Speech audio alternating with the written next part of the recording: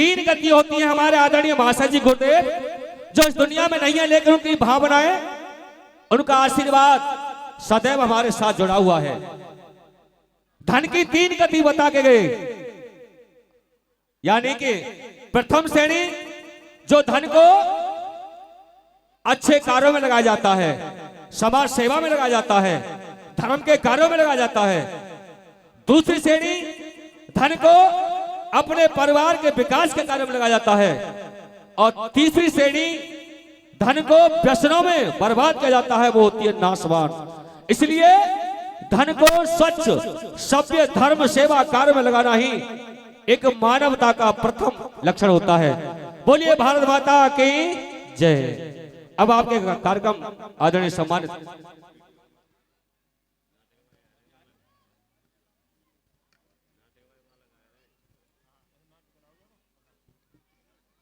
ये 100 रुपए श्रीमान रमेश सारस्वत मेहंदीपुर वाले, 100 रुपए श्रीमान अमर सिंह मास्टर जी हवेली वाले जो हमारे अध्यापक हैं, और 100 रुपए श्रीमान दिनेश चौधरी साहब वकील साहब हसनपुर, 100 रुपए श्रीमान डॉक्टर कृष्णवीर सिंह थोक पूर्वी गढ़ी भीतर, 100 रुपए श्रीमान संजीव सपुत्र श्रीमान रवि बाबूजी थोक कठेरा, 50 रुपए श्रीमान ननुआ काका जी मकरंदगढ़ी निवासी, 100 रुपए श्रीमान गंगा प्रसाद पाठक जी हसनपुर। आप सभी के लिए बहुत बहुत धन्यवाद। हेलो, हमारे श्री संजय शर्मा जी को बहुत बहुत धन्यवाद, जो ये पीटीआई मास्टर जी हैं। इन्होंने बालक बालिकाओं को अच्छा पीटी का प्रदर्शन दिखवाया। और मास्टर जी, आप जैसे बुद्धिजीवी,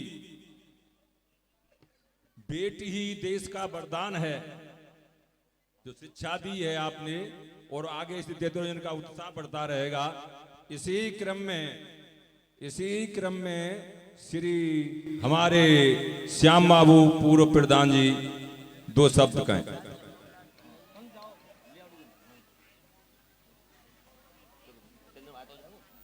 बुजुर्ग और मेरे परार साहब और सरदारी की सम्मानित मेरे विद्यालय की सरदारी को मेरा हाथ जोड़कर राम राम जी।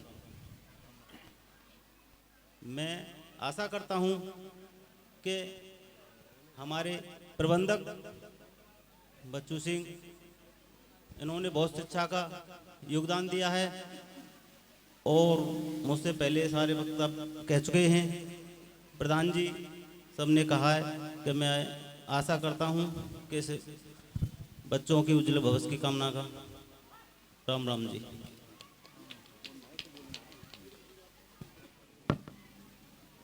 मास्टर बंधुओं से मेरा एक निवेदन है, किसी कथा में भागवत में बच्चों का भी आना जरूरी है, और बच्चों का ही ये शिक्षण संस्थान पवित्र स्थान है। थोड़ा समझा के उत्साहित करिए, और तालियों के लिए तो थोड़ा इन बच्चों को बता दीजिए कि ताली तो बजा दिया करें। छोटे बच्चों की तालियां अच्छी लगती हैं, वो थोड़ा शांति व्यवस्था बनाए के लिए इन्हें बच्चों को समझाएं। इसी क्रम में श्री गोविंदर सिंह जी फौजदार जी वर्तमान प्रधान जी, इसी उपलक्ष्य में 2 शब्द कहें।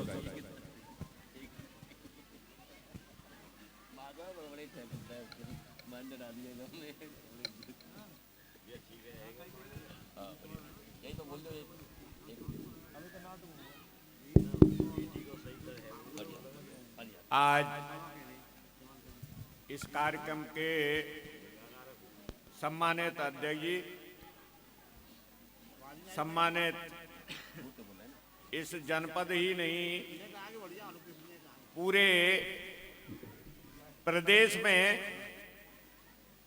ख्याति प्राप्त बड़े भाई HP सिंह परिहार जी, हमारे पड़ोसी सैदगढ़ी से भाई हरि सिंह जी,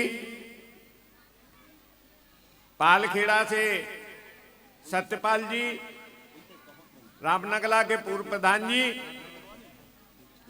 और मंच पे बैठे सम्मानित सभी साथी, सामने बैठी हसनपुर और आसपास की सरदारी और मेरे सामने बैठे बच्चों और मातृशक्ति और विद्यालय के समस्त जो है शिक्षक और प्रबंध समिति,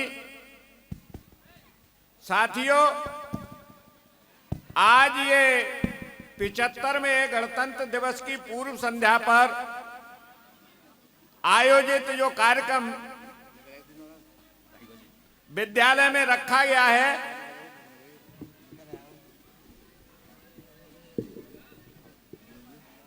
तो साथियों,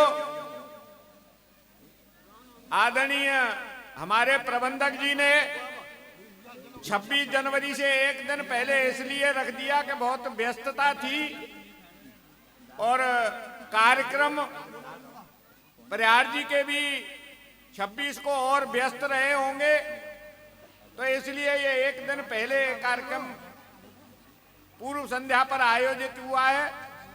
कल पूरा देश स्वतंत्रता दिवस को, गणतंत्र दिवस को मनावेगा। जहां तक विद्यालय की बात है, परिहार साहब, ये हसनपुर पहले से ही पुराने समय से विकसित गांवों में रहा है, लेकिन बीच में कुछ थोड़ी सी कमी आ गई। शिक्षा का क्षेत्र जो अग्रणी है विकास के लिए, लेकिन हमारे इस विद्यालय के जो प्रबंधक पूर्व में शिक्षक भी रहे हैं, तो अब इन्होंने एक प्रयास किया है। पहले जो शिक्षण संस्था हमारी जो पुरानी थी वो बहुत अच्छी चली, बीच में कुछ अब थोड़ा सा विकास उसका रुक गया, लेकिन ये एक छोटे विद्यालय के रूप में शुरुआत की है और ये हम उम्मीद करेंगे कि जिस तरह से स्वयं जो है प्रबंधक जी शिक्षक रहे हैं, तो उन्हें कोई ज्ञान देने की आवश्यकता तो नहीं है, लेकिन जिस तरह से जो कार्यक्रम परिहार जी आपसे पूर्व में भी हो रहे थे यहाँ, तो जो कार्यक्रम बच्चों से प्रस्तुत किए, उससे ये उम्मीद बन रही है कि ये आगे और उत्तरोत्तर प्रगति करेगा और शिक्षा के क्षेत्र में आगे अपने मुकाम तक पहुंचेगा। आज इस देश और समाज में विकास के लिए सबसे महती आवश्यकता शिक्षा की होती है। चाहे कोई घर हो, चाहे कोई परिवार हो, चाहे कोई गांव हो, चाहे कोई जनपद हो, चाहे कोई प्रदेश हो, चाहे कोई देश हो, जो शिक्षा में आगे बढ़ा होगा तो वही आगे फिर और क्षेत्रों में भी तरक्की की होगी। क्योंकि एक तो मौसम खराब है, वक्ता और भी बहुत हैं, तो मैं अपनी बात को यहीं समेटते हुए मैं विद्यालय परिवार को बहुत बहुत धन्यवाद। मौसम खराब की वजह से लोग कम आए हैं, लेकिन मैं आपको विद्यालय प्रबंधक जी को ये भरोसा देना चाहता हूं कि आप शिक्षा के इस जगत में अलख जगाने के लिए आगे और बढ़ो। हम जिस लायक हैं सभी लोग इसमें सहयोग करेंगे। और जहां तक परिहार जी की बात है, तो मुझसे मैं आज उनके बारे में आप कुछ जानकारी दूं, उससे ज्यादा तो जानकारी आप सब लोगों को है। परिहार जी समाज सेवा में पिछले 8-10 साल से सक्रिय हैं। इन्होंने समाज के लिए बड़े लेवल पे आंदोलन किए, जागृति की और वर्तमान में भी समाज सेवा के लिए प्रयासरत हैं। हम ये उम्मीद करेंगे कि जिस जज्बे से इन्होंने समाज की सेवा की है, तो आने वाले समय में ईश्वर भी कोई ऐसी मदद करेगा कि ये किसी क्षेत्र में, किसी चुनाव में उतरे और आप लोग इनकी मदद करें, जिससे कि और उत्तरोत्तर जिले की प्रगति के लिए।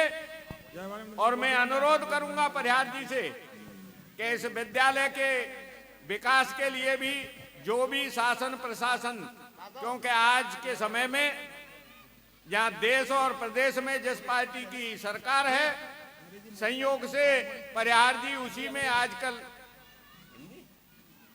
कार्यकर्ता के रूप में सक्रिय हैं। तो हम ये भी चाहेंगे कि जो सरकार और शासन से जो भी प्रगति के लिए, विद्यालय के लिए सहयोग बढ़ाने के लिए मिल सके, उसका दिलवाने का प्रयास करेंगे। पुनः में अपनी बात को विराम देते हुए परिहार जी का यहाँ पधारने पर पुनः फिर धन्यवाद करता हूँ। जय हिंद, जय भारत। इसी क्रम में श्री रोहतास जी महाशय जी आगे अपना प्रोग्राम बढ़ाएं।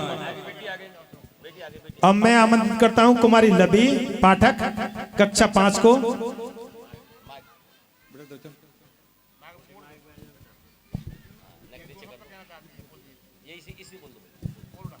My name is Ravi Pathak. I read in class 5th. My father name is Mohit Pathak. हमारे देश के वीर जवानों ने अपनी जान की बाजी देकर हमें आज़ादी दिलाई। आओ हम सब मिलकर कसम लेते हैं कि अपने देश की आन बान और शान को बनाए रखेंगे। Thank you.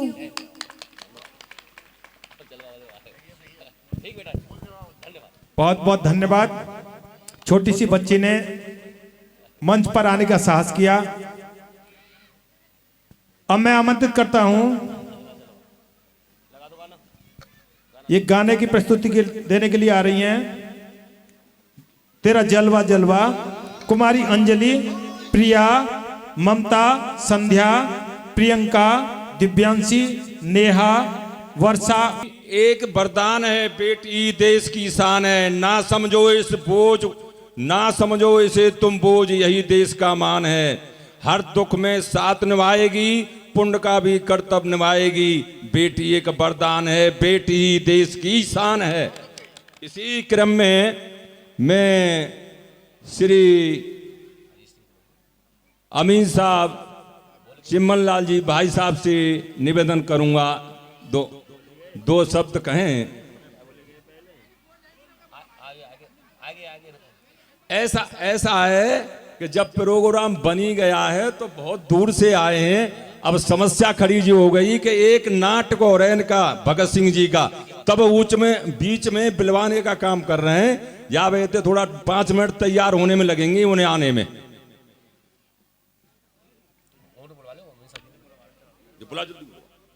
इन्होंने प्रोग्राम रखा है।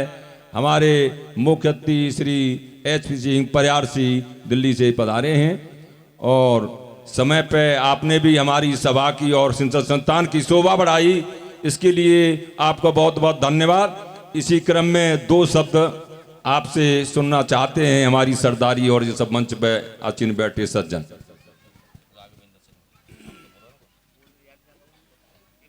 जय श्री राम।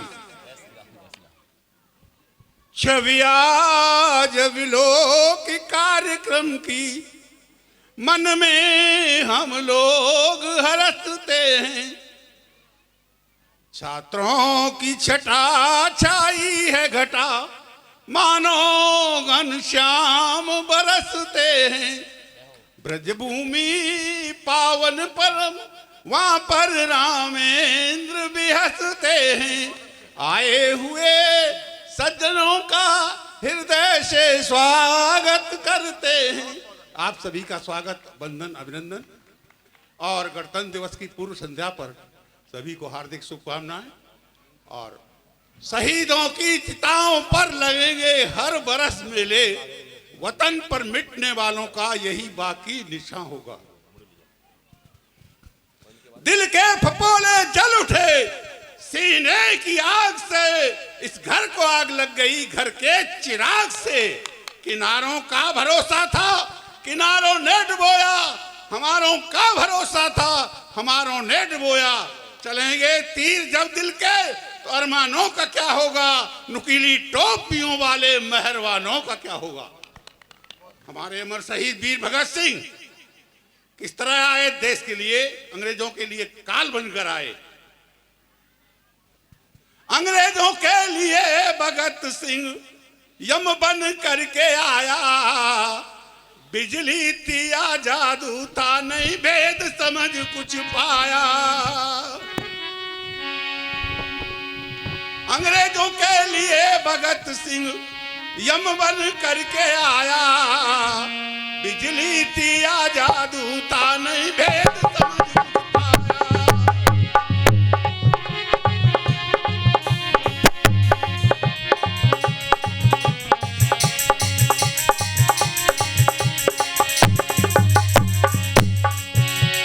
कितना था तू निडर भगत सिंह, जरा नहीं भय खाया। फेंका बम असेंबली पर और सबका किया है सफाया।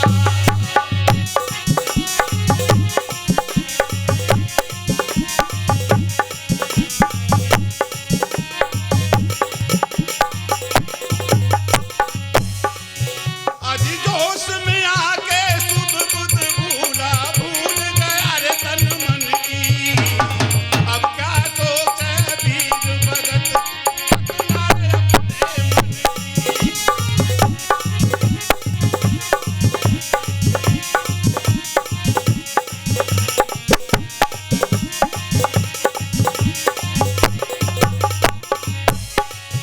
अरे चांडालों से कहे भगत सिंह, तो दुनिया का माली है। आनंद कंद भगवान सभी का वो ही रखवाली है।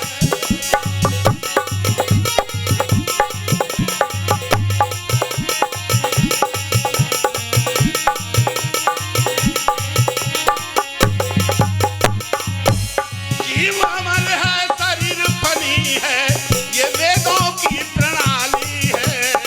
मौत से मुझे डराते हो जो रोज मुझे की बारी है।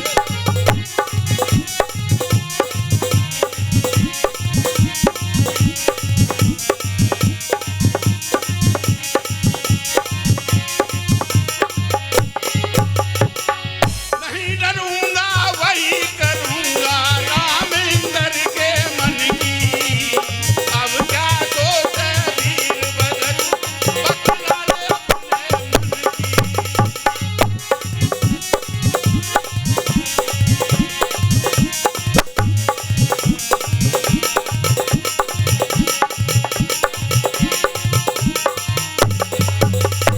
फांसी के तख्त पे चढ़ा भगत सिंह, घड़ी टले ना क्षण की।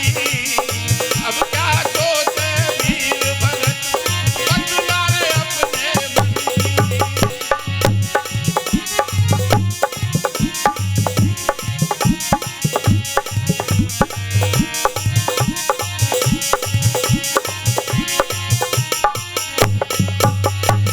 सज्जनों, गोरे अंग्रेज लोग वीर भगत सिंह से पूछ रहे हैं, वीर भगत सिंह तुम्हें फांसी होने वाली है, तुम्हारी अंतिम इच्छा क्या है।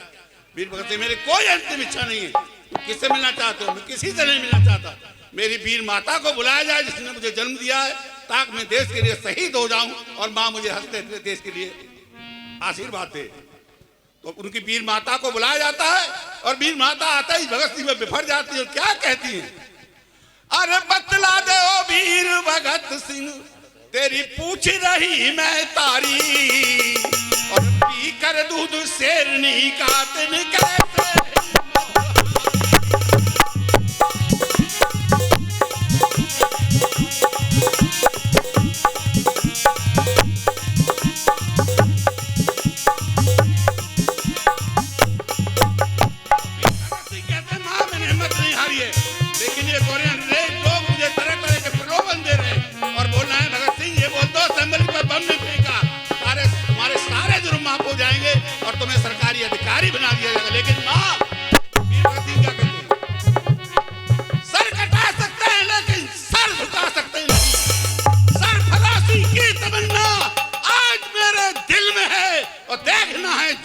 कितना बाज हुए काट। वीर भगत सिंह इस तरह बोलते माँ से। माँ क्या कहती है?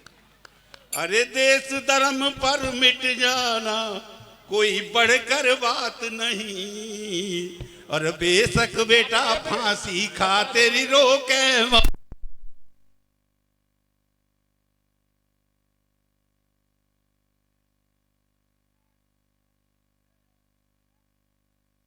जो याद किया और सुनाया गाना तो ऐसी उपस्थिति हो गई कि सामने ही खड़े हैं।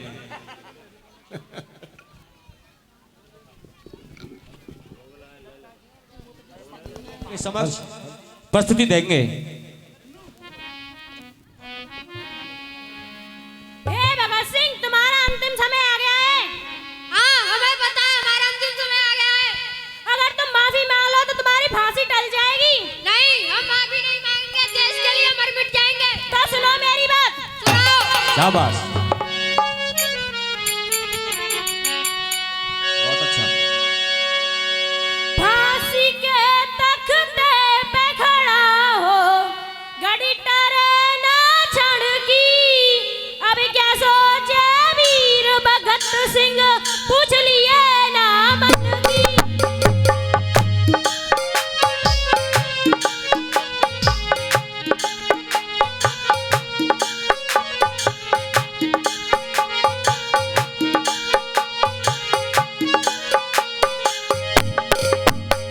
फांसी के तख्ते पे खड़ा हो, घड़ी टरे ना क्षण की।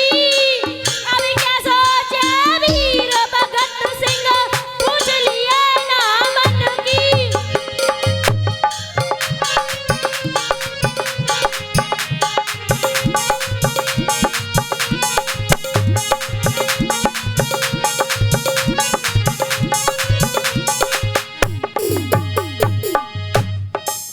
सैंडर्स की मृत्यु के लिए तू यम बन करके आया था।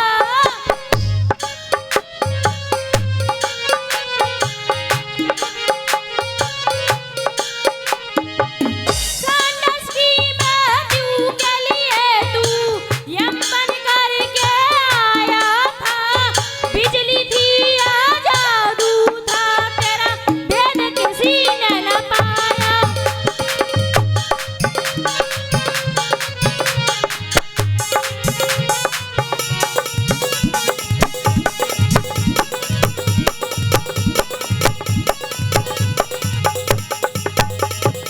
आज हमारा हुक्म हमारा, क्यों तूने ठुकराया। नजर उठा के देख बहादुर, कल तेरा अब आया।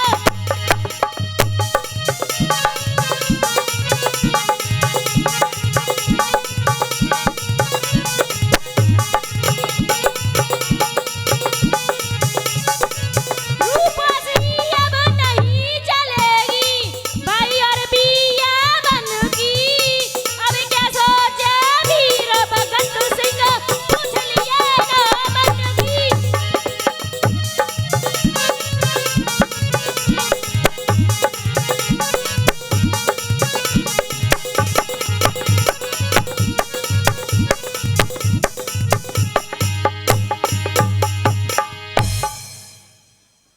अरे भाई, हम डरने वाले नहीं हैं, देश के लिए मर मिट जाएंगे। आराम से। सुनो मेरी बात। सुनाओ। कहे भगत सिंह किसे डराते, जीव अमर है भाई।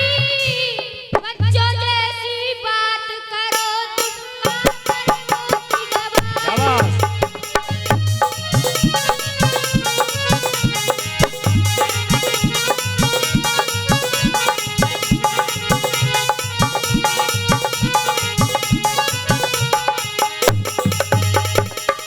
कहे भगत सिंह किसे डराते, जीव अमर है भाई।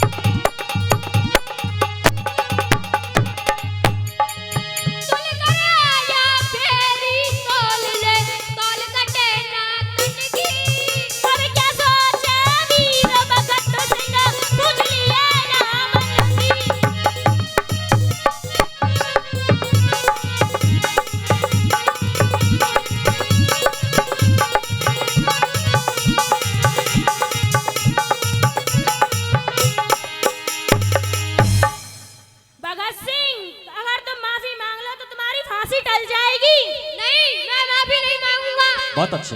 अगर तुम्हारी कोई आखिरी इच्छा हो तो बताओ। हाँ है, बताओ। मुझे अपनी माँ से मिलना है। अभी तुम्हारी माँ को बुलाते हैं। बहुत सुंदर, बहुत अच्छे।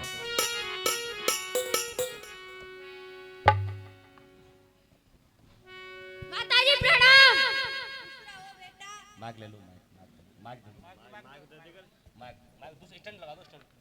खुश रहो बेटा। ये मैं क्या देख रही हूँ बेटा, तुम्हें फांसी होने वाली है। हाँ माँ, मुझे फांसी होने वाली है। बेटा मैं तेरे बगैर कैसे रहूंगी। धैर्य रखो माँ, आज देश की बात है, देश की स्वतंत्रता की बात है।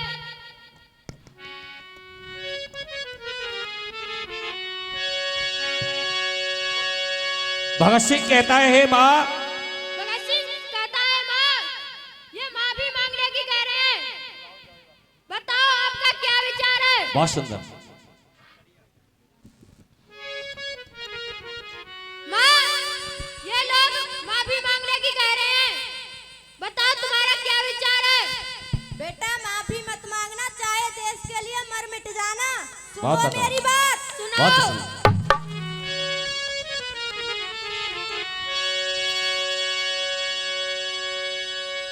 बेशक बेटा फांसी खा जा, बहुत अच्छे। वो के तेरी मात नहीं, देश धर्म पर मर मिट जाना, बढ़ के कोई बात बहुत अच्छे। नहीं।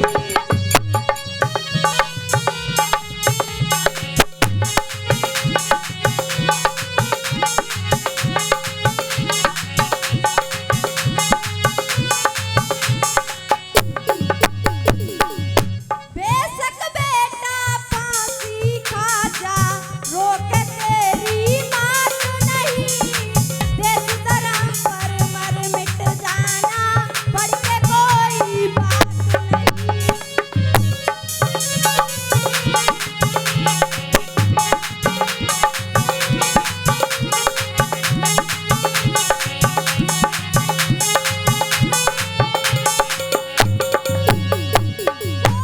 अमर नहीं दुनिया में, एक दिन सबको मरना है। मरना है तो मरो देश का, और नहीं कुछ करना है।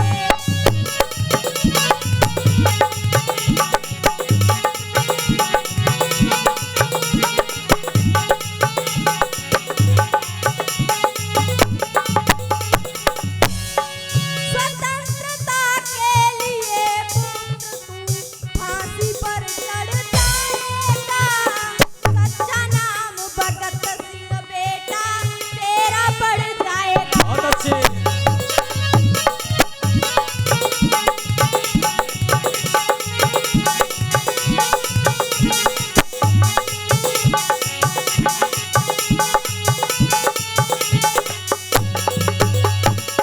सच्चा छत्री देश हित करते करते कोई बात नहीं, देश धर्म पर मर मिट जाना, बढ़ के कोई बात नहीं।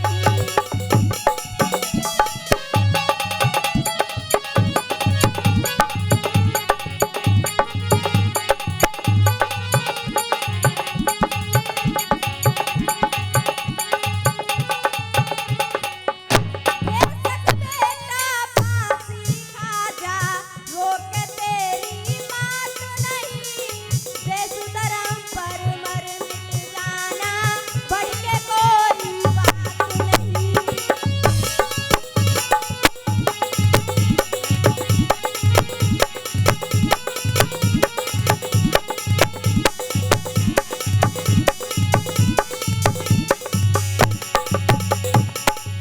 बहुत सुंदर, बहुत अच्छा।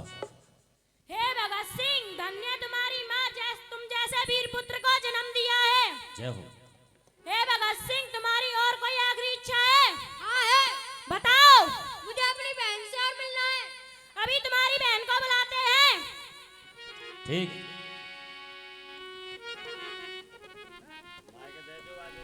दे दिया है। भैया भगत सिंह, मैं ये क्या सुन रही हूँ, तुम्हें फांसी दी जा रही है। हाँ बहन, मुझे फांसी दी जा रही है। नहीं भैया, मैं तुम्हारे बिना कैसे रहूंगी। धैर्य रखो बहन, ये स्वतंत्र देश की स्वतंत्रता की बात है। जय हो, बहुत सुंदर। भैया सुनो। सुनाओ।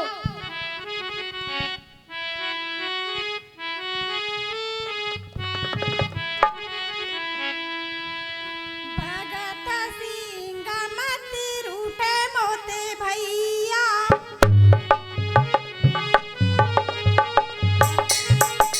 भगत सिंह मत रूठे मोते भैया, चलो बहना को छोड़ मैं लाठी लिए होड़ जरा बांधन दे, बांधन दे।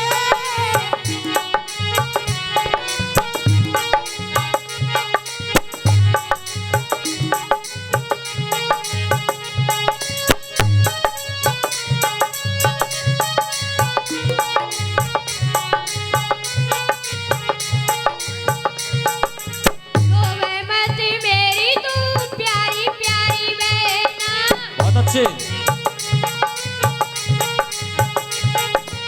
रोवे मत मेरी तू प्यारी प्यारी बहना, बहना भैया को छोड़ दिया मेरी निकोड़ फांसी लगी भगत सिंह मत रूठे मोते भैया,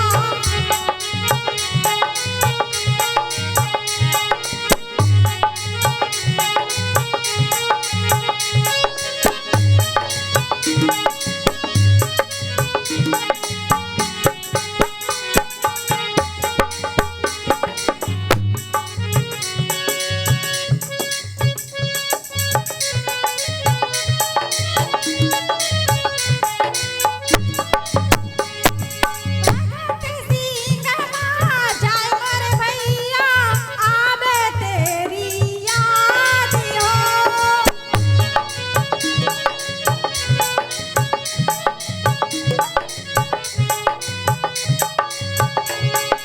भगत सिंह मां जाए मोर भैया, आवे तेरी याद हो।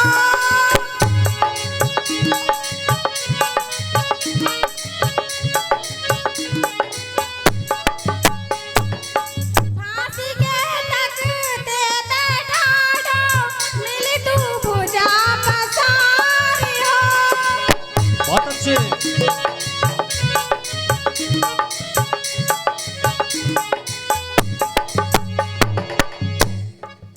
मुझे फसाना बाकी जाए भगत सिंह का प्यार हो।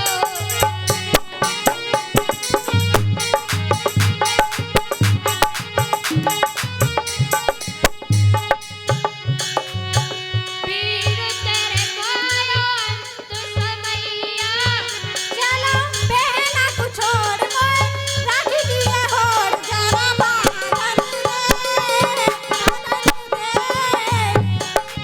बहुत अच्छे।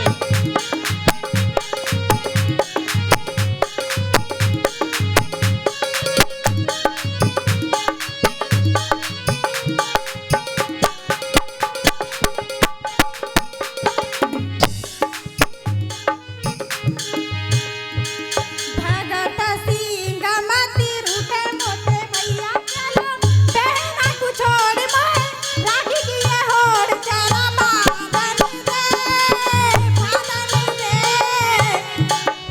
रोवे मत मेरी तू प्यारी प्यारी बहना, भगत सिंह मत रूठे मोते भैया, रोवे मत मेरी तू प्यारी प्यारी बहना।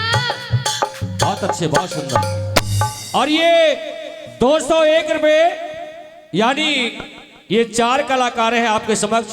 भगत सिंह की माताजी, भगत सिंह की बहन और जो फांसी देने वाले हैं, इन चारों के लिए 50-50 रुपए श्रीमान चौधरी विजय सिंह यानी बिज्जो काका जी बरी वाले, इन चारों बेटियों के लिए 50-50 रुपए पुरस्कार देते हैं। ये लो बेटा, बहुत सुंदर, बहुत अच्छा।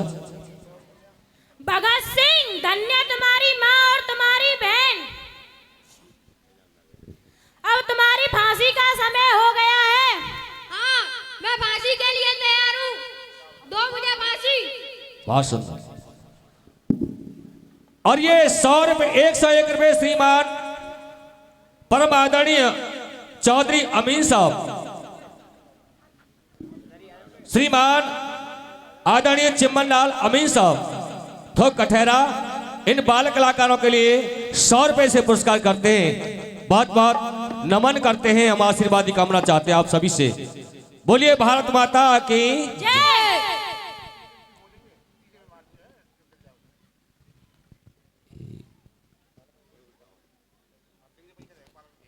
इनके ये गिनती बोलिए। 1 2 3। बहुत सुंदर। बोलिए भारत माता की। आदरणीय सभी सम्मानित समाज, आपके समक्ष आपके बच्चों ने शहीद भगत सिंह जो फांसी का दृश्य जो आपके समक्ष प्रस्तुत किया गया,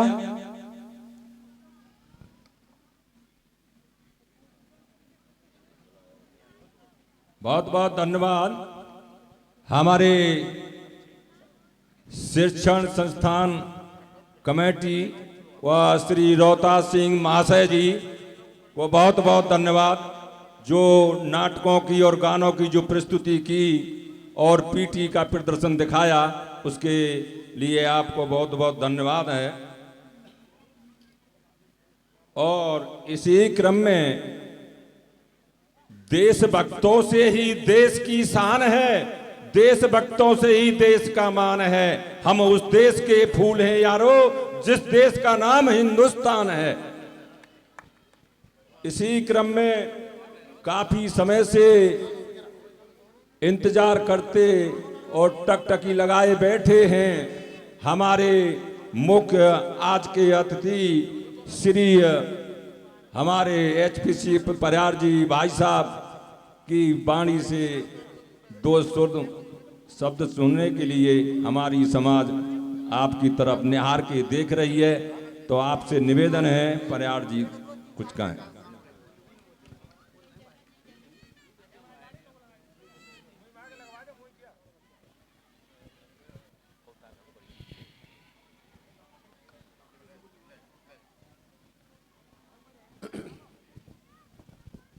आज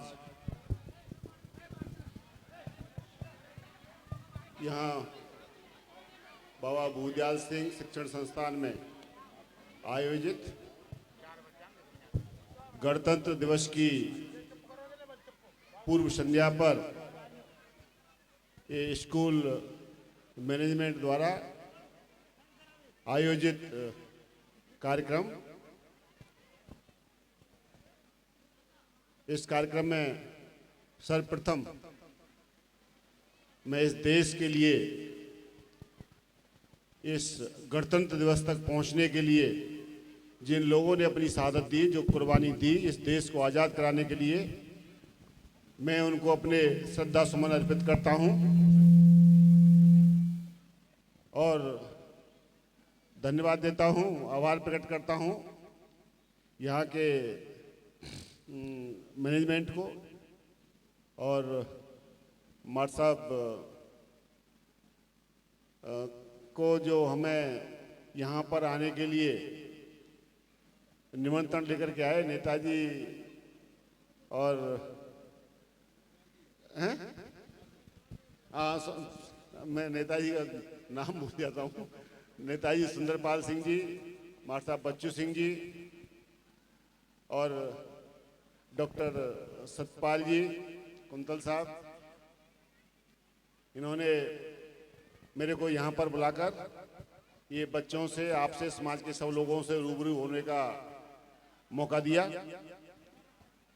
यहाँ पर मीटिंग की अध्यक्षता कर रहे हमारे अध्यक्ष जी चौधरी बहादुर सिंह जी, यहाँ पर उपस्थित राकेश प्रधान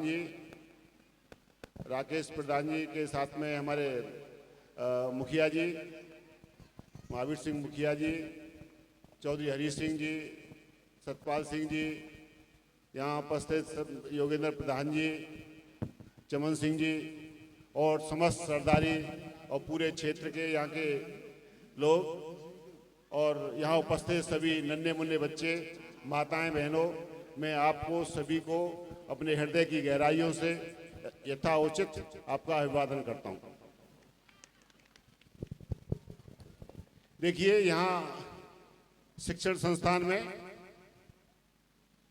ये गणतंत्र दिवस की पूर्व संध्या पे जो प्रोग्राम का आयोजन हुआ और जो बच्चों ने यहाँ अपनी प्रस्तुति दी,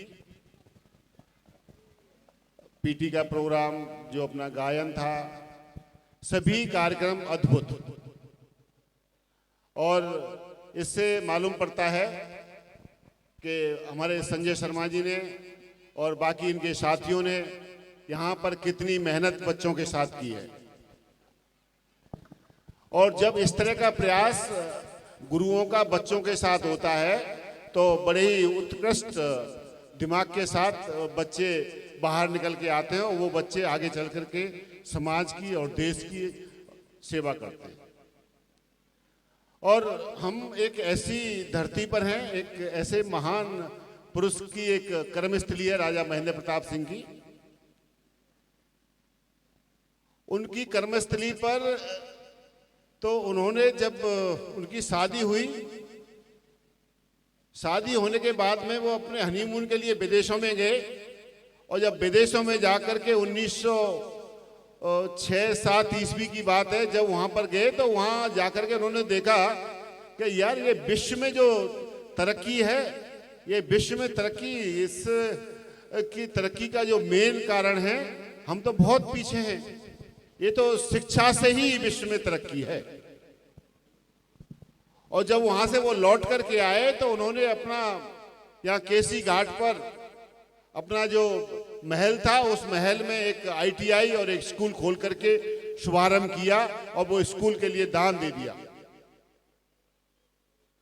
तो उनकी 1906-07 की बात है, जहां पर उनकी ऐसी सोच थी, जो इस धरती के जननायक थे, आजादी की लड़ाई लड़ी इन्होंने, तो उनकी ये सोच थी कि ये देश वास्तव में पूरे विश्व में जहां कहीं पर भी तरक्की है तो वो शिक्षा से है, और वो आज साकार हो रही है।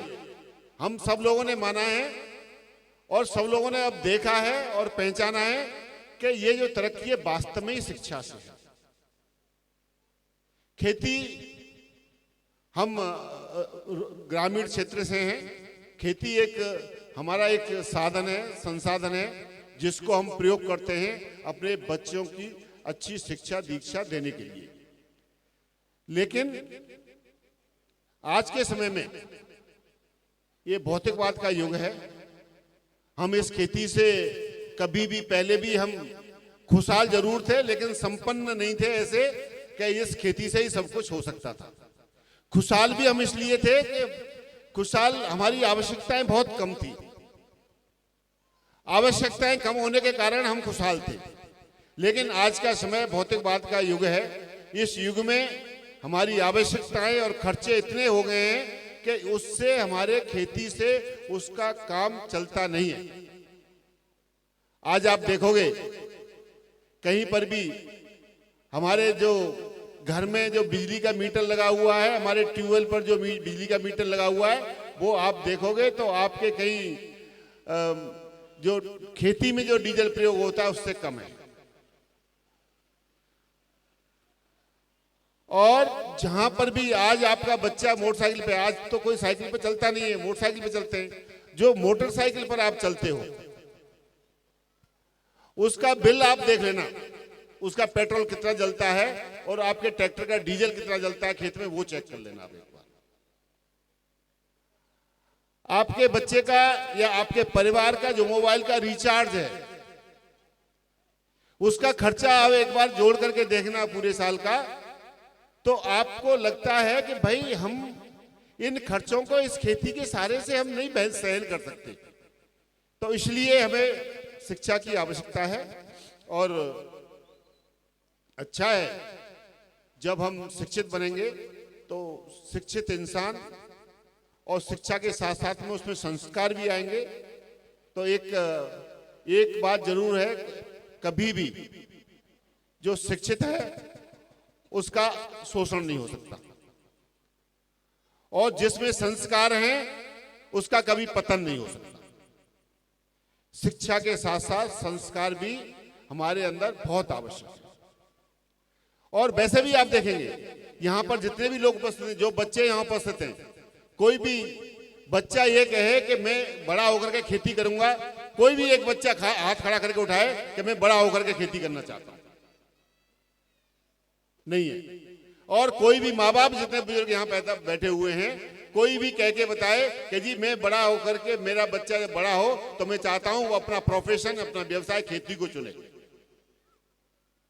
न माँ बाप चाहता है खेती को, न बच्चा खेती करना चाहता है, तो उससे आपको दूसरी तरफ मुड़ना पड़ेगा। और वो एक ही रास्ता है, वो है शिक्षा का रास्ता। और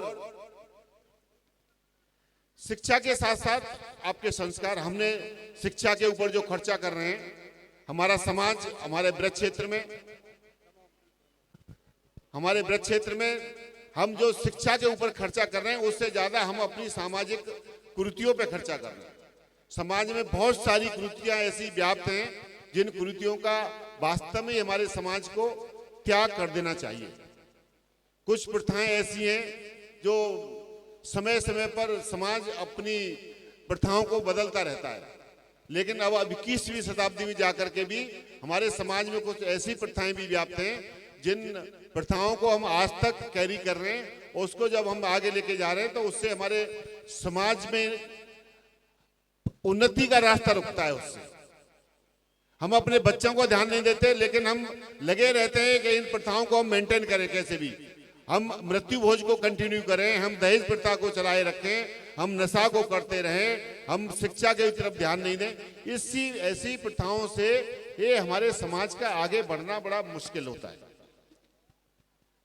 हमने बहुत बड़ा एक अभियान चलाया था अभी, और अभी आज के समय में भी हम जहां जहां पर हमें मालूम होता है कि बहुत बड़े बड़े कार्य हो रहे हैं, बहुत बड़ी बड़ी तेरहवियां की जा रही हैं, वहां पर आजकल भी अभी भी हम लगे हुए हैं और पब्लिक की समझ में आया है।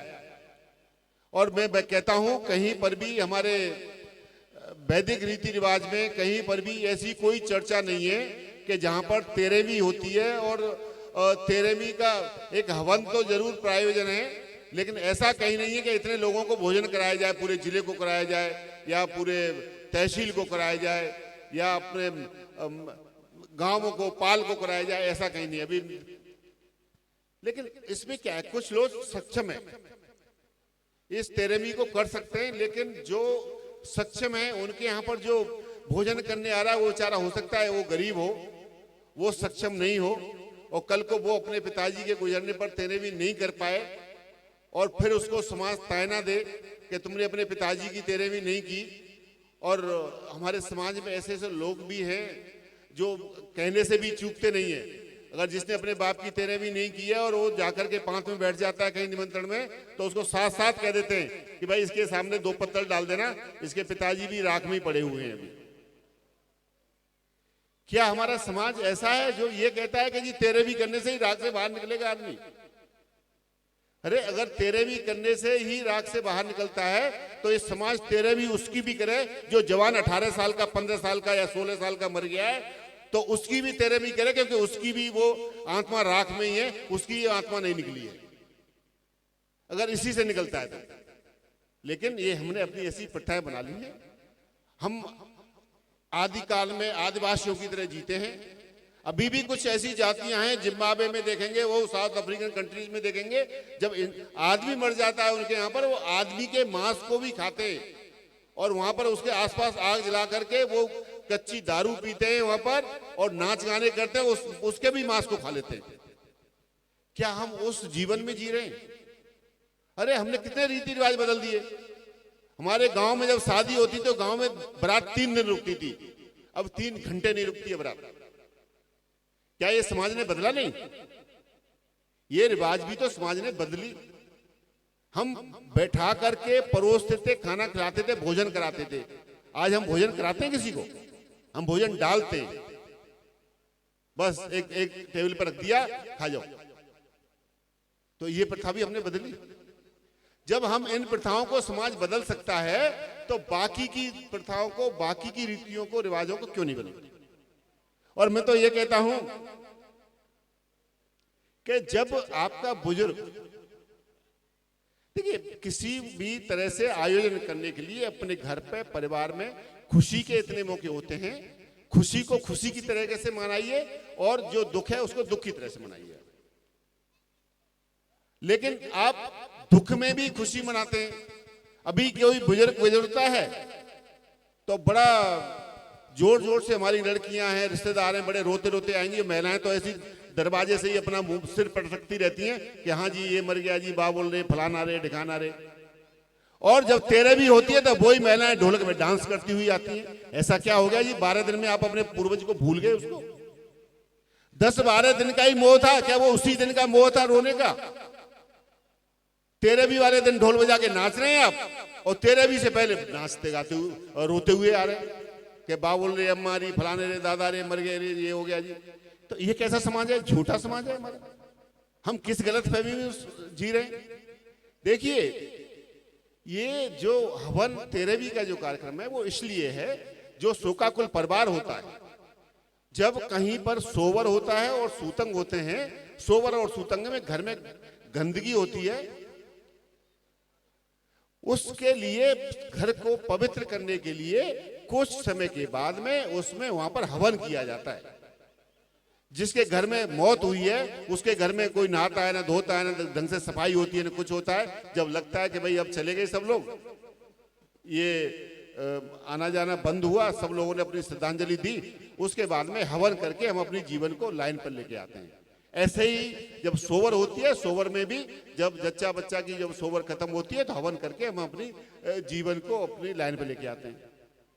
तो लेकिन ये 13वीं वाले प्रोग्राम में हमने क्या देखा? 13वीं वाले प्रोग्राम में तो ऐसा हो गया साहब कि जिस दिन से कोई बुजुर्ग गया है उस दिन से जो आने वाले रिश्तेदार है वो वहां पर आकर के भोजन करना शुरू कर देते हैं।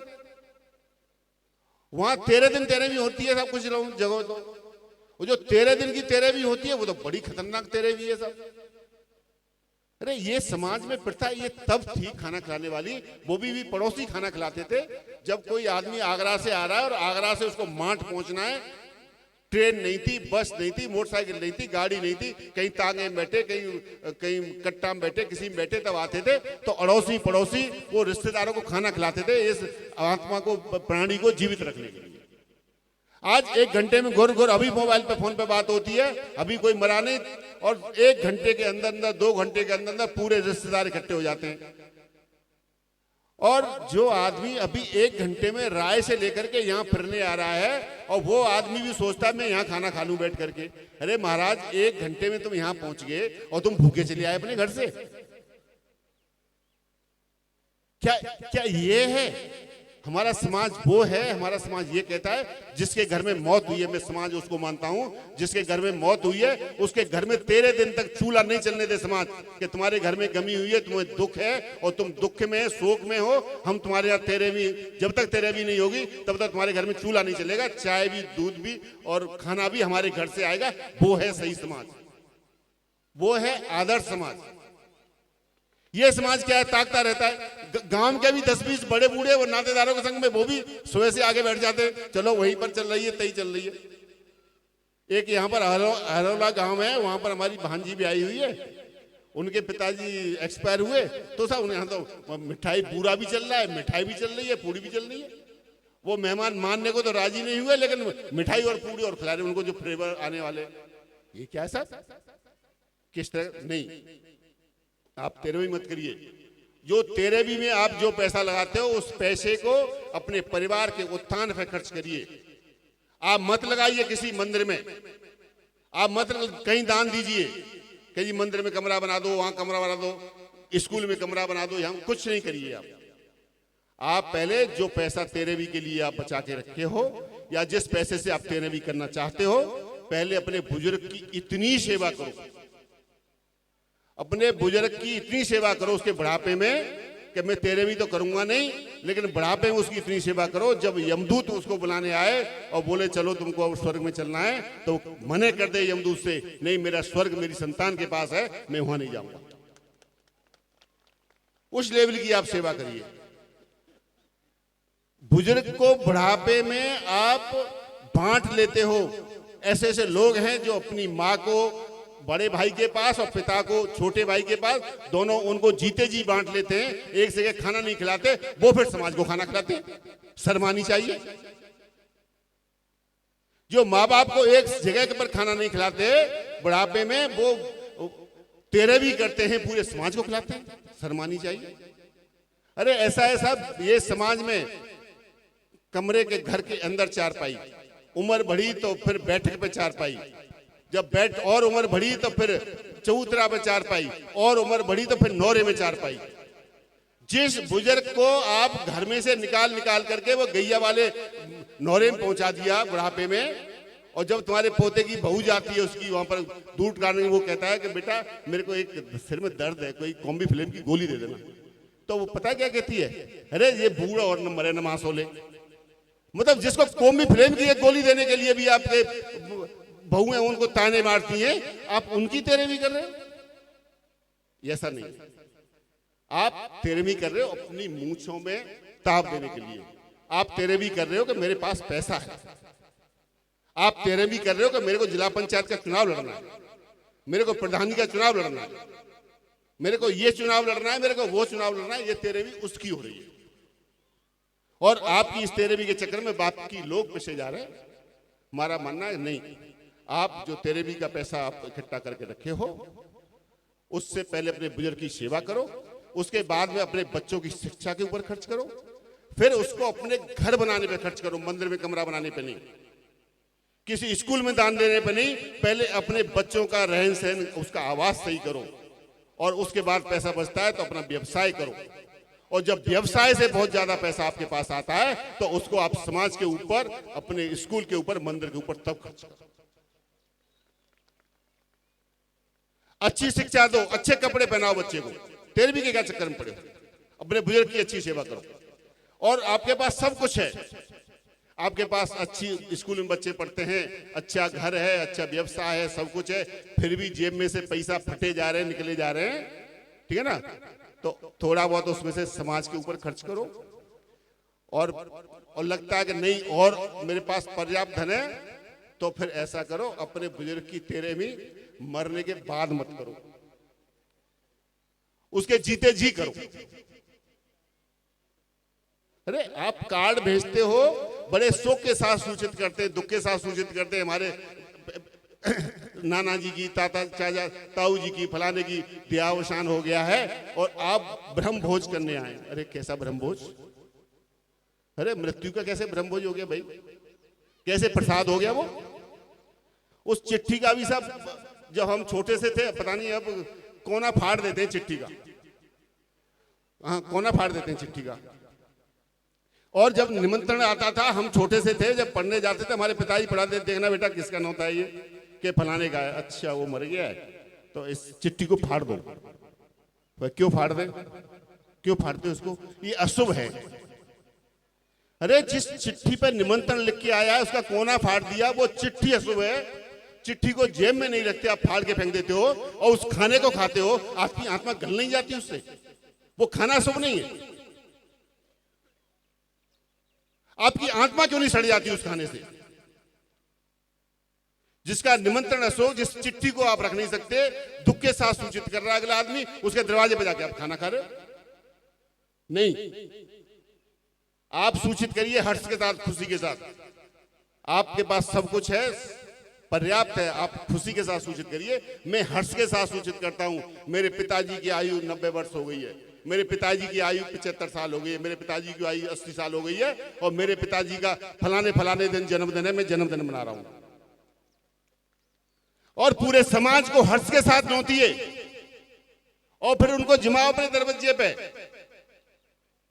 और जब वो जाएंगे वहां दरवाजे पे, तो हो सकता है बुढ़ापे में वो पूरे समाज के लोगों से मिल भी लेंगे, अपने नाती पोते देवते देवती सबसे मिल लेंगे, और जाने से पहले उनकी आत्मा को शांति, दो पुआ वो भी खा लेंगे, और जाने से पहले उनकी आत्मा को शांति मिलेगी कि मेरी संतान ने जाते वक्त पर मेरे को पूरे समाज से, पूरे परिवार से, सबसे मिला दिया। ये समाज ऐसा काम करे, ये समाज छोड़ दे इस तेरहवीं को। इसके बाद हमारा समाज एक और काम में लगा हुआ है, दहेज में। दहेज में प्रतियोगिता चल रही है। फलाने के यहाँ 51 लाख रुपए आए, उसके यहाँ 21 लाख आए, उससे 10 लाख रुपए फालतू लूंगा, चाहे जेब में से देना पड़े। किस बात का दहेज? क्या दिखाना चाहता है समाज? समाज क्या या तो बच्चे को कोई बेच रहा है या दूसरा बच्चे को खरीद रहा है। पैसे किस बात के? अरे आप जो माँ बाप अपनी बेटी को दहेज देता है, मैं उस माँ बाप से हाथ जोड़ करके प्रार्थना करता हूं कि अपने जो दहेज के लिए पैसा करके बचा के रखना चाहते हो, उस पैसे को अपनी बेटी की शिक्षा के ऊपर खर्च करिए, उसके रहन सहन खाने पीने पे खर्च करिए, अपनी बेटी को बेटे के बराबर समझिए। जो गिलास का दूध बेटे के हाथ में देते हो, वही गिलास का दूध उसके हाथ में दो, और वही मुनक्का जो बेटे को खिलाते हो वो अपनी बेटी को खिलाओ, उसको बराबर के लेवल पर लेके आओ। और हो सकता है कि आपको फिर दहेज की आवश्यकता ही नहीं पड़ेगी, कोई मांगेगा ही नहीं आपसे। अरे सब कुछ किस्तों में मिलता है आजकल, सब कुछ किस्तों में मिलता है। मैं तो माँ बाप से कहता हूं अपना दहेज भी किस्तों में दे दो। जो आपने दहेज देना 50 लाख रुपए, उसको अभी जब तक बच्ची 25 साल की होगी 2 लाख रुपए साल उस बच्ची के ऊपर खर्च करो, उसके ट्यूशन पे, स्कूल पे, रहन सहन पे, खाने पीने पे, उस पे खर्च करो। आपका किस्तों में दहेज चला गया, और जब लड़की IAS PCS हो जाएगी, कहीं इंस्पेक्टर लग जाएगी, कहीं पुलिस में हो जाएगी, दुनिया नमस्ते करेगी, चौधरी साहब अपनी बेटी की शादी करो। हमारे यहाँ महेंद्र सिंह है सब माधवपुरी में, उनकी बेटी PCS हो गई, उनका लड़का सब इंस्पेक्टर हो गया, यहां से खेत बेच के गए वो। मेरा कहने का मतलब है आप उस पैसे को वहां खर्च करिए। आपने सब कुछ कर लिया, फिर भी आपके पास बहुत पैसा है, तो उसके लिए भी मैं रास्ता सुझा देता हूं। आप कोई माँ बाप अपने बच्चे को कितना भी उपहार दे दे, दहेज नहीं कह रहा हूं, उपहार, और कितना भी दे दे, और अपना हिम्मत जुटाए, थोड़ा ध्यान दीजिए साहब 2 मिनट, और वो हिम्मत ये जुटाए कि भाई मैं अपनी बच्ची को अपना सर्वस्व दे दूंगा बेचकर। कोई माँ बाप ऐसा हो, यहां भी बैठा हो, वो ये एक तमन्ना रखता हो कि नहीं मेरे को तो देना ही देना है, और मैं अपना सब कुछ अपनी बच्ची को दे दूंगा बेचकर। वो वाली हिम्मत दिखाए, लेकिन वो समाज में दिखाऊंगा नहीं मैं उसको, उसकी प्रदर्शनी नहीं लगाऊंगा, उसको झाल में नोट नहीं रखूंगा, मैं समाज में प्रतिस्पर्धा पैदा नहीं करूंगा। कोई माँ बाप हिम्मत करके दिखाए नहीं, दिखाना जरूरी है, लिस्ट पढ़ना जरूरी है, वो पंडित जी को नाव को लिस्ट पढ़ना जरूरी है, और चुपचाप बोले, हम उनको बोलते हैं यार लिस्ट मत पढ़ा करो। नहीं साहब लिस्ट तो पढ़ेंगे हम, एक बिछिया माँ का, एक तोड़ियां फलाने की, एक ठिकाने की, ये 51 लाख रुपया, ये कार की चाबी, ये फलाना ठिकाना। अरे क्या मतलब, किसको दिखा रहे हो तुम? किससे क्या दिखाना चाहते हो? इस समाज में प्रतिस्पर्धा पैदा करना चाहते हो, प्रतियोगिता पैदा करना चाहते हो? अरे आप दे दो सब कुछ दे दो, और जो घर पर रह गया उसको भी बेच के दे दो, दिखाओ मत। वो है बाप असली अपनी बेटी का, अदरवाइज तो ये दिखावटी नाटक है सारा, ये समाज को खराब करने का नाटक है। मेरा कहने का मतलब ये है, इस समाज को, जब समाज का कहीं पर भी कुरीतियां बहुत ज्यादा व्याप्त हो जाती हैं तो पतन हो जाता है, उससे बाहर निकल नहीं पाते, और उसका बहुत बड़ा असर पड़ता है। भाई हम बच्चे को ऐसे वातावरण दीजिए, ऐसा माहौल दीजिए, ऐसी शिक्षा दीजिए। देखिए हमारे पिताजी की संतान में से हमारे 2 भाई गांव में रहते हैं, बाकी हम शहर में आ गए। एक ही खून है, और सबकी नसों में वही फूल सिंह का खून दौड़ रहा है। लेकिन जो मथुरा आ गए, जो वहां दिल्ली चले गए, वो IIT पढ़ लिए, और जो गांव में रह गए वो वहीं रह गए। माहौल का फर्क पड़ता है। आप इन कुरीतियों से निकल करके उस पैसे को अपने बच्चे का माहौल बनाइए, शिक्षा का माहौल बनाइए, वातावरण बनाइए, उस वातावरण में जाकर के शिक्षा लें। और हम तो सब ब्रज क्षेत्र में रहने वाले हैं, और ब्रज क्षेत्र में तो देखिए गांव से बाहर निकलो, नेताजी जब तक गांव से बाहर नहीं निकलेगा बच्चा तब तक नहीं। ये यहां तो कृष्ण जी जब रहे थे मथुरा में, तो कृष्ण जी ने क्या किया? जब तक कृष्ण जी यहां रहे तो ग्वाला ही कहलाए, ग्वाला ही कहलाए साहब। और जब यहां से जब द्वारका चले गए तो द्वारकाधीश हो गए वो। तो बच्चों को ग्वाला मत बनाओ, बच्चों को द्वारकाधीश बनाओ। और द्वारकाधीश बनाने के लिए आपको ये अपनी बीड़ी, सिगरेट, दारू, फारू, अटरम सटरम, ये मृत्यु भोज, कहां से क्या क्या चीज को बचा सकते हो आप, कहां से अपने बच्चों के परिवार के ऊपर खर्च कर सकते हो, उसके ऊपर खर्च करिए साहब। बच्चों में अभी नशा भी है साहब। अब कैसे कहेगा जब खुद बाप जब तक दारू पिएगा, बीड़ी पिएगा, तो बच्चों के कैसे रोकेगा? अपने आप को बदलना पड़ेगा। आप अपने आप को समाज बदलें, ये नशाखोरी से भी बचे। और नशा बच्चों में सफलता का नशा होना चाहिए, शिक्षा का नशा होना चाहिए, एक प्रतियोगिता कंपटीशन का नशा होना चाहिए। यहां पर ग्रामीण क्षेत्र में अभी परिवारों में भी और सब बाकी की विकृतियां भी हैं। समाज को वो भी सोचने की आवश्यकता है। बहुत दिनों के बाद रूबरू हो रहे हैं हम आपसे, तो इसलिए कुछ चर्चा करना जरूरी। समाज में बड़ी, पहले तो समाज हमारा चलता था, परिवार में एक बुजुर्ग है, एक बुजुर्ग आदेश, ऑर्डर बेस्ड थ्योरी थी परिवार को चलाने की, ऑर्डर बेस्ड थ्योरी थी। बुजुर्ग ने आदेश दिया कि ये काम होना है, पूरा परिवार लग गया, हाँ जी ये होना है। फिर कुछ समय निकला, फिर आया discussion based theory. Discussion means उसमें फिर उस पर परिवार आपस में डिस्कशन करने लगा कि भाई ये काम होना है, कोई भी काम करना है तो उसमें सब आपस में बैठे डिस्कशन करते हैं। डिस्कस किया बुजुर्गों ने। अब क्या हुआ, उससे काम नहीं चला, बच्चे फिर वाद विवाद करने लगे, डिबेट करने लगे। तीसरी थ्योरी आई, डिबेट की थ्योरी आई, वो डिबेट करने लगे कि ठीक है साहब, कि आर्ग्यूमेंट करने लगे। जी हाँ, कि बाप सही कह रहा है, बेटा सही कह रहा है, कौन क्या कह रहा है, ठीक है। डिस्कशन तक तो ठीक था, लेकिन आर्ग्यूमेंट पे आए तो आर्ग्यूमेंट थोड़ा गलत भी होने लगे। अब उसके बाद जो अभी जो थ्योरी चल रही है ना साहब, वो डिनाइल बेस्ड है। डिनाई, सीधा बाप ने बोला नहीं, बच्चे ने मना नहीं किया, जब तक उसके मुंह से पूरी बात नहीं निकलती उसे नहीं साहब ऐसे नहीं होगा पिताजी। अब डिनाइल बेस्ड थ्योरी पे परिवार चल रहे हैं, इस थ्योरी को भी संभालना पड़ेगा। ये थ्योरी कैसे समझो? और स्पेशली अभी हमारे तो परिवारों में देखो, एकांकी तो परिवार धीरे धीरे हो रहे हैं,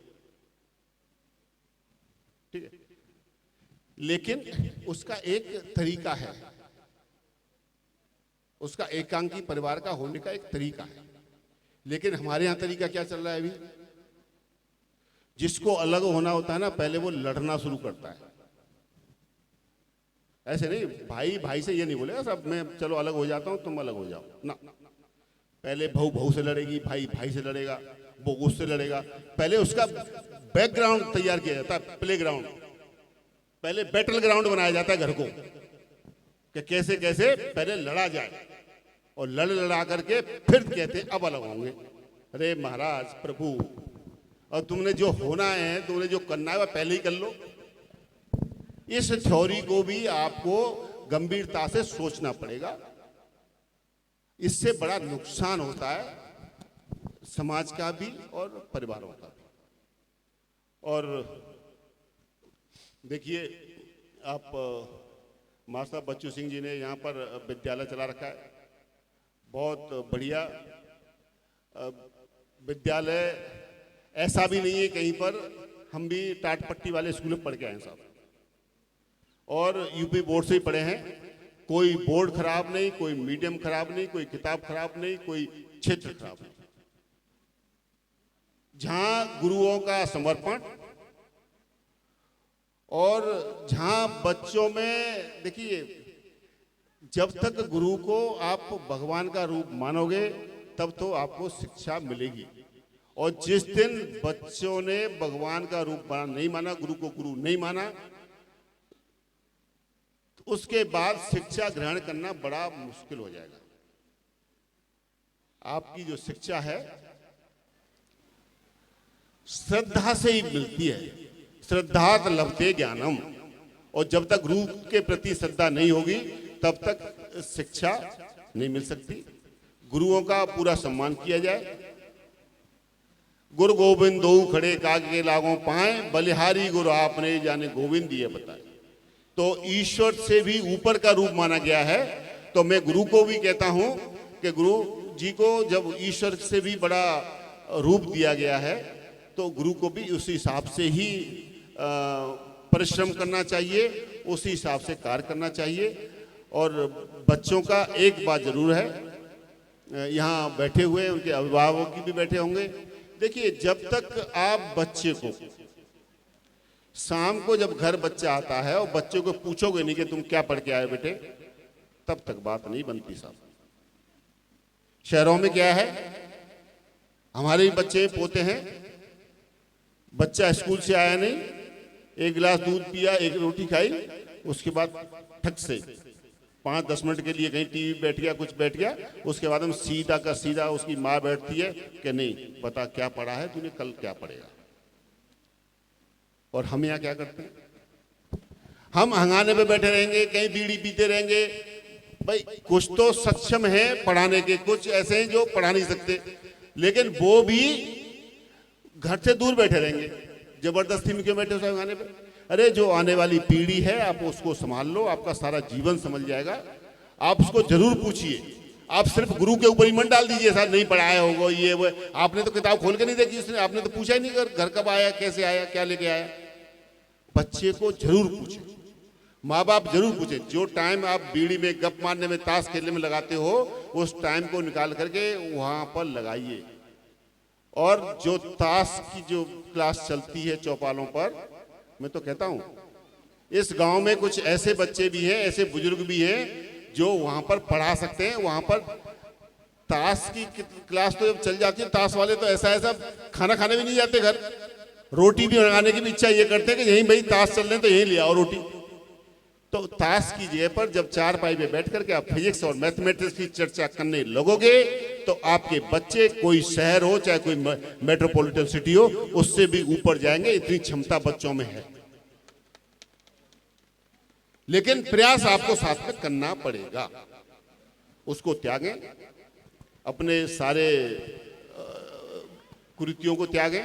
इन बच्चों में अपार क्षमता है। ये बच्चों की बस इनको डायरेक्शन, इनकी ऊर्जा को एक दिशा देनी है।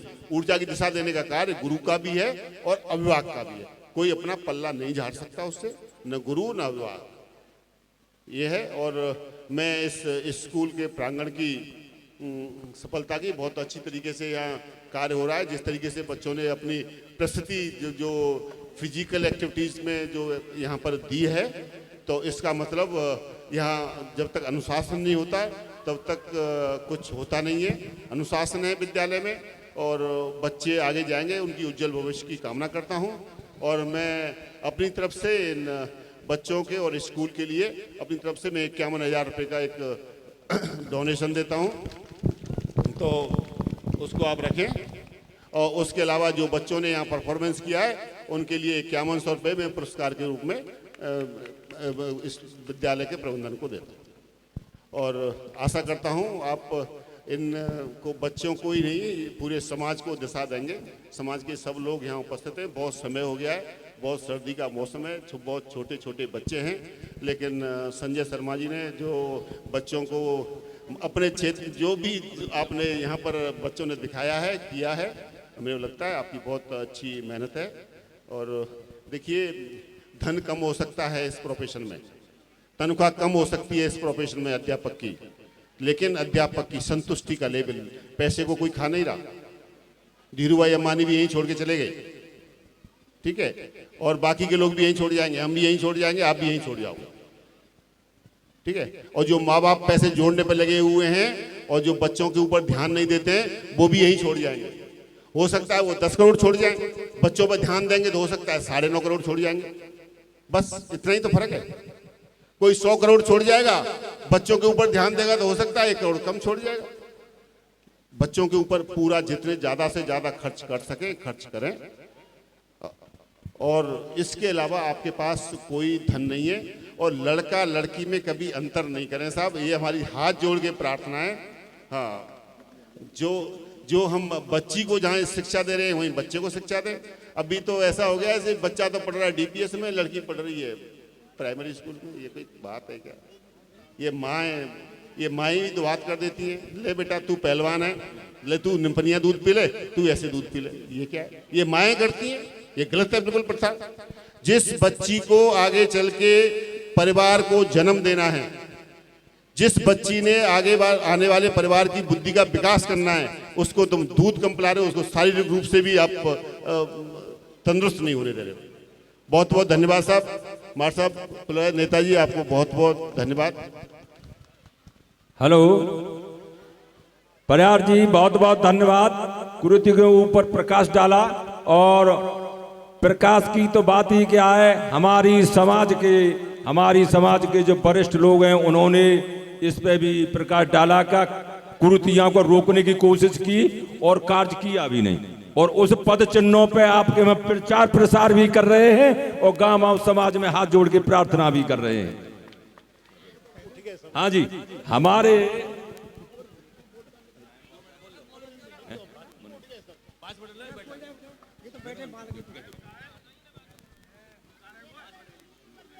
आदरणीय सज्जनों, अच्छा, मुझे भाषण देना तो आता नहीं है जी। सीधा जय श्री राम का नारा एक बार लगाओ और वंदे मातरम, ठीक है। मैं गुरुजनों के लिए एक बात कहना चाह रहा हूं कि मान लो हमारे देश में अगर एक डॉक्टर जो है खराब निकल जाए तो वो क्या करेगा? मतलब 2-4 मरीजों का इलाज गलत कर देगा। एक इंजीनियर खराब निकल जाए तो एक बिल्डिंग खराब बना देगा या रोड खराब बना देगा, थोड़ा नुकसान होगा। लेकिन अगर एक मास्टर खराब निकल जाए, एक टीचर खराब निकल जाए, तो पूरे समाज का ही भट्ठा बिठा देगा। तो इसलिए समाज की जो देश की जो जिम्मेवारी है सबसे ज्यादा गुरुजनों के ऊपर है। तो गुरुजन अपना काम जो समाज के लिए करते हैं वो सबसे ज्यादा मतलब आदरणीय है, पूजनीय है। और भाषण तो मुझे देना आता नहीं, बस वो अपने मन की बात थी वो कही। बहुत बहुत धन्यवाद। हमारे श्री भूदाल सिंह बाबा के शिक्षण संस्थान के सभी अध्यापक और मैनेजर इस बात से हमारे श्री हसीन जी से सीख ले कि अध्यापक अगर खराब निकला तो पूरी समाज और बच्चों का सर्वनाश, इंजीनियर खराब निकला तो बिल्डिंग खराब होगी। इसलिए हमारे अध्यापक वर्ग यहाँ बैठे हैं, आप परोपकार भी कर रहे हो और जीविका भी चल रही है। इससे आगे हेलो, देखिए सभी 12 के विद्यार्थी सुने, कल से प्रैक्टिकल शुरू हो रहे हैं इनके।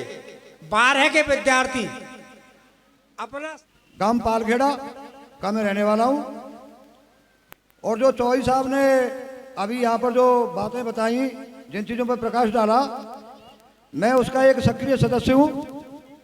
और ये हमारा अभियान चल रहा है पूरी नरबारी में, यानी हमारे जो 20 गांव हैं इसके अंदर पूरा अभियान चल रहा है, जिसकी शुरुआत हमने सबसे पहले आपकी ही पंचायत से शुरू करी थी, हसनपुर से। हमें बहुत अच्छा रेस्पॉन्स मिला जरेलिया में, हसनपुर में, मकंदगढ़ी में, सैदगढ़ी में। उसके बाद में हमारा काम तो है ही है पालखेड़ा, गढ़ी रायकरन, बूढ़गढ़ी, ठेनुआ, इतने गांवों में हम अपना अभियान पूरा कर चुके हैं। और इसकी शुरुआत हो चुकी है, हमारे गांव की सरदारी सामूहिक फैसला ले चुकी है। हमने पूर्ण रूप से मृत भोज का बहिष्कार कर दिया है, और कागजों में नहीं किया है, उसकी शुरुआत ग्राउंड में हो चुकी है। उसके बाद में 2-3 हमारे बुजुर्ग विदा हो चुके हैं, तो हमने पूर्ण प्रतिबंध लगा दिया है। और चौधरी साहब, हम आपके इस अभियान को काफ़ी आगे लेके चल रहे हैं, और जो हम अपना प्रोग्राम चला रहे हैं उसका मैं आपको एक तरीका बताता हूं। हमारा उद्देश्य सिर्फ अपने गांव में इन कुप्रथाओं को बंद करना नहीं है। अभी हमारे 5-6 गांव रह गए हैं, हम उनमें पूरे में सर्वे करके एक पूरे अपने 20 गांव की पंचायत बुलाएंगे अपने ट्रस्ट पर, पूरे 20 गांव की, यानी पूरी नरबारी खाप की। और उसमें सब लोग बैठ के डिस्कस करके इस पर सामूहिक फैसला लेंगे। इसी शब्दों के साथ में अपने शब्दों को मैं विराम देता हूँ। हेलो, बहुत बहुत धन्यवाद हवलदार जी। इसी से अभियान में लगे रहो और जनता का, समाज का भला होता रहेगा। हमारे सम्मानीय श्री बहादुर सिंह जी अध्यक्ष हैं। अध्यक्ष के पद पर रहते हुए उनसे आग्रह करते हैं हम 2 शब्द अपने कहें, अगर अकड़ गए न हो तो। वो बोल रहा है, लड़के को बोलने दो।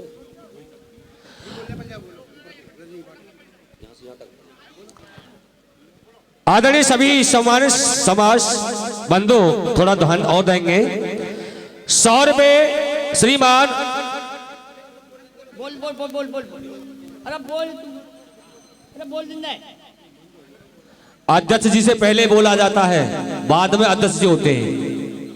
सही है, सही है। 100 रुपये श्रीमान पूरन सिंह निवासी सैदगढ़ी। 100 रुपये श्रीमान पवन कुमार नरवार। सुपुत्र श्रीमान मनीराम सिंह वरिष्ठ ड्राइवर साहब थोक कठेरा।